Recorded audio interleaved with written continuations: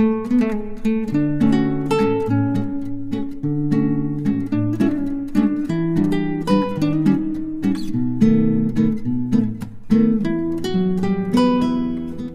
అండి, నమస్తే. Welcome to my channel Samya blogs. ఈరోజు నేను లంచ్ రెసిపీస్ చూపిస్తున్నాను. ఒకటి ఫ్రై, ఒకటి గ్రేవీ కర్రీ అన్నమాట. ఒకటి తోటకూరతో నేను ఫ్రై చేస్తున్నాను, సింపుల్గా ఉంటుంది. ఇంకా బెండకాయతో పుల్లకూర అంటారు, అది కూడా చేసి చూపిస్తాను. రెండు కూడా చాలా టేస్టీగా వచ్చాయి. ముందుగా నేను బెండకాయ పుల్లకూరని ఎలా చేయాలో చూపిస్తున్నాను. ముందుగా నేను ఒక ఉల్లిపాయ, ఒక టమాటా, పచ్చిమిర్చి, వెల్లుల్లి, కరివేపాకు, బెండకాయలు, ఇంకా చింతపండు కొంచెం, ఇవన్నీ సిద్ధం చేసుకున్నాను. ఇంకా దానికి మనం తాలింపుగా ఒక ఉల్లిపాయ, కరివేపాకు కూడా వేసుకోవాలి. ముందుగా ఈ కట్ చేసినవన్నీ నేను ఒక బౌల్లో వేసుకుంటున్నాను. నేను ఈరోజు మట్టి బౌల్లో చేస్తున్నాను. పులుపు రకాలు ఏవైనా మట్టి పాత్రలో చేస్తే చాలా టేస్టీగా ఉంటాయి, కమ్మగా ఉంటాయి అన్నమాట. నేను కట్ చేసుకున్నవన్నీ వేసేసాను. అంటే ఉల్లిపాయ, టమాటా, వెల్లుల్లి, పచ్చిమిర్చి, కరివేపాకు వేసుకున్నాను. ఇంకా అందులో కొద్దిగా చింతపండు కూడా వేసుకుంటున్నాను.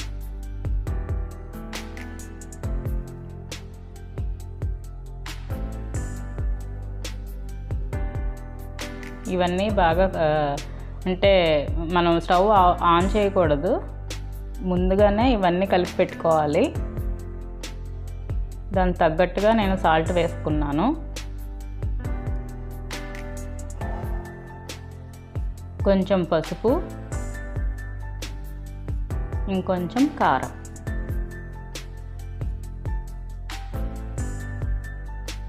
తగ్గట్టుగా. అంటే పచ్చిమిర్చి వేసుకున్నాం కదా, కారం కొంచెమే పడుతుంది, ఎక్కువ పట్టదు. తర్వాత కొద్దిగా లైట్గా ఆయిల్ వేసుకున్నాను. ముందు చేత్తోనే కలిపేస్తున్నాను, అంతా బాగా కలిసేటట్టు.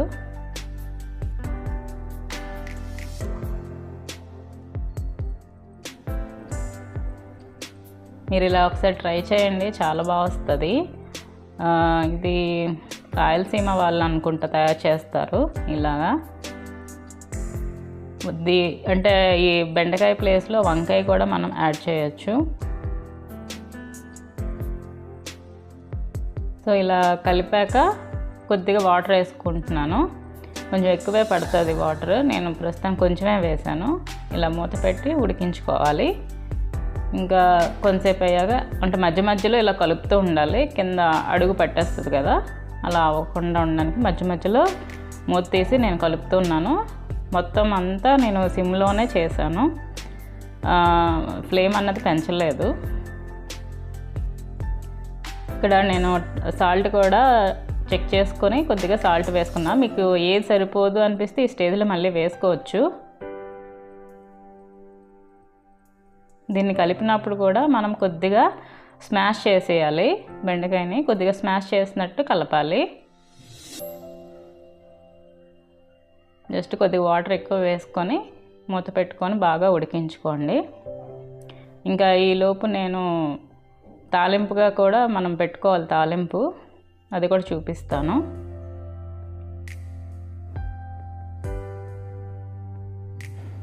తాలింపు కోసం నేను ఒక చిన్నది పెట్టుకున్నా, చిన్న ప్యాన్.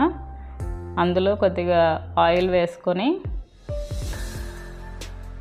పోపుగా జీలకర్ర, ఆవాలు, మినపప్పు, ఎండుమిర్చి, ఇంగువ అన్నీ వేసుకోవాలి.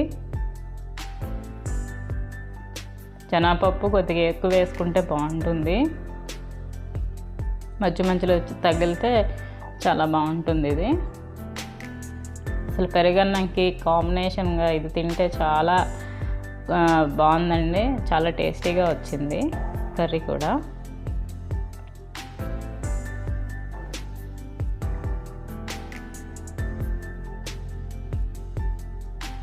ఇంగువ కూడా వేసుకున్నా. అది ఫ్రై అయ్యాక నేను కరివేపాకు, ఉల్లిపాయలను కూడా వేసుకొని ఫ్రై చేసుకోవాలి. ఈ ఉల్లిపాయలు బాగా బ్రౌన్ కలర్ వచ్చేంత వరకు ఫ్రై చేయాలి. సో అందుకే కొద్దిగా సాల్ట్ కూడా వేసుకొని ఫ్రై చేసుకుంటే తొందరగా బ్రౌన్ కలర్లోకి వస్తాయి అన్నమాట.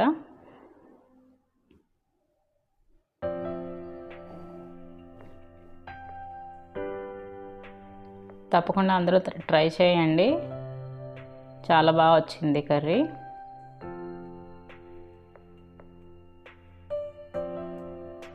అలా ఉల్లిపాయలన్నింటినీ ఫ్రై చేసుకోవాలి మనం. నేను సన్నగా ఈనెలు కోసాను ఉల్లిపాయలు. సో ఇలా ఫ్రై అయిపోయాక ఇప్పుడు మన కర్రీ ఉడుకుతుంది కదా, ఇంకా అందులోనే వేసేసి కలిపేయాలన్నమాట.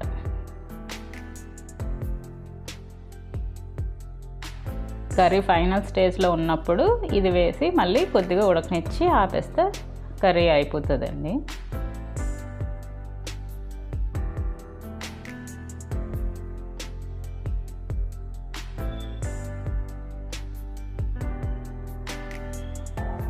ఇలా బాగా స్మాష్ చేస్తూ కలిపితే బాగుంటుంది టేస్ట్. మీరు స్మాష్ చేయకపోతే బెండకాయకి బెండకాయ, వాటర్కి వాటర్ ఉన్నట్టు ఉంటుంది. కొద్దిగా స్మాష్ చేసినట్టు కలపండి. ఇది గుజ్జు కూరలాగా ఉంటుంది అన్నమాట.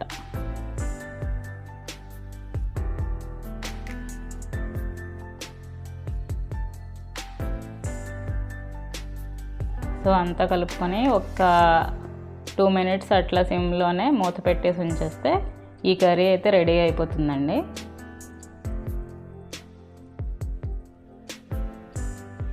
ఇంకా నేను తోటకూర చేస్తున్నాను చెప్పాను కదా, దానికోసం ఒక ప్యాన్ పెట్టుకున్నాను, అందులో ఆయిల్ వేసుకున్నాను.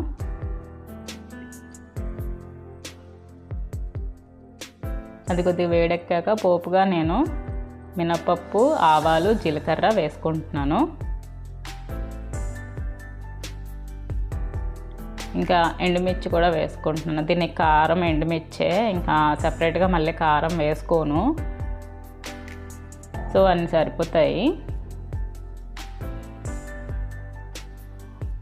అవి కూడా ఫ్రై అయ్యాక ఇలాగా నేను ముందుగానే కట్ చేసి పెట్టుకున్న వెల్లుల్లి, తోటకూరని కూడా కట్ చేసి పెట్టుకున్నాను. ఇప్పుడు ఈ ఫ్రై అయిన దాంట్లో వెల్లుల్లి వేసేయాలి. ఈ కర్రీకి వెల్లుల్లి చాలా టేస్ట్ని ఇస్తుంది, సింపుల్గా ఉంటుంది. ఆ తోటకూర ఫ్లేవర్ అన్నది ఎక్కడికి పోదు, ఎంజాయ్ చేయొచ్చు.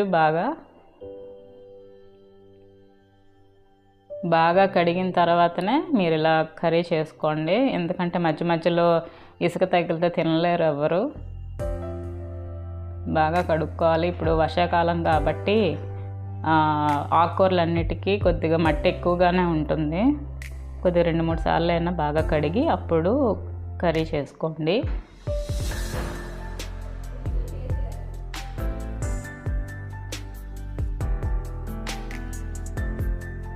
ఇలా మొత్తం ఆకుకూరని వేసుకొని కొద్దిగా కలిపి మూత పెట్టేయాలి. అంటే కొద్దిగా సాల్ట్ కూడా వేసుకొని మూత పెట్టేయాలి.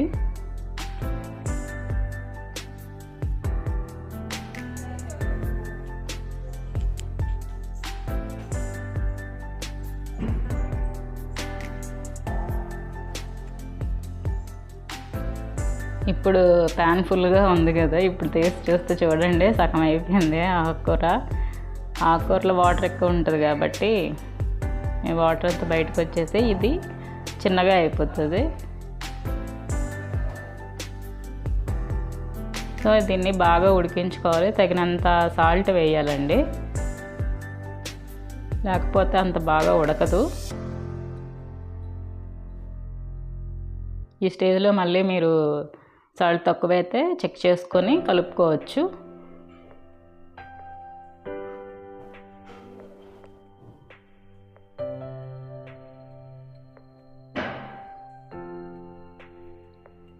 ఇంకా సో ఫైనల్గా బాగానే ఉడికిపోయింది ఇది. ఇంకా లాస్ట్గా ఒక గేమ్ చేంజర్ ఉంది కర్రీకి. అదేంటంటే మనకి పప్పుల పొడి ఉంటుంది కదా, ఇడ్లీకి, సాంబార్కి, అదే ఇడ్లీకి, దోశకి అట్లా తింటాము. ఆ పొడిని కొద్దిగా 2-3 స్పూన్స్ వేసాను లాస్ట్లో.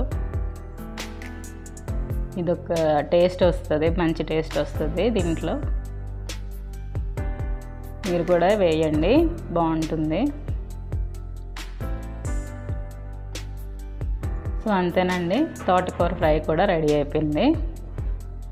ఇవి మా లంచ్ రెసిపీస్ చూపిస్తున్నాను. ముందుగా ప్లేట్లో నేను తోటకూరను వేసుకున్నా.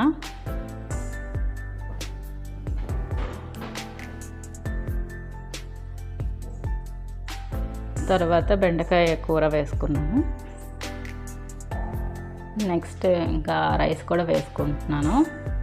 ఇప్పుడు నేను తోటకూర ఫ్రై ఎలా చేశాను, పాలకూర కూడా సేమ్ అదే ప్రాసెస్లో చేసుకోవచ్చు. పాలకూర అయితే ఇంకా టేస్టీగా వస్తుంది, టేస్ట్ బాగుంటుంది. అది తోటకూర కూడా బాగానే వచ్చింది. ఇంకా నేను నిన్న మజ్జిగ చారు చేసుకున్నాను, దాన్ని కూడా పెట్టుకొని మా లంచ్ అన్నది ఫినిష్ చేసాము. సో తప్పకుండా ట్రై చేయండి ఈ 2 రెసిపీస్. చూసారు కదండి ఈరోజు వీడియో. మళ్ళీ నెక్స్ట్ వీడియోలో కలుద్దాం. అంతవరకు bye. Thank you. Please subscribe my channel.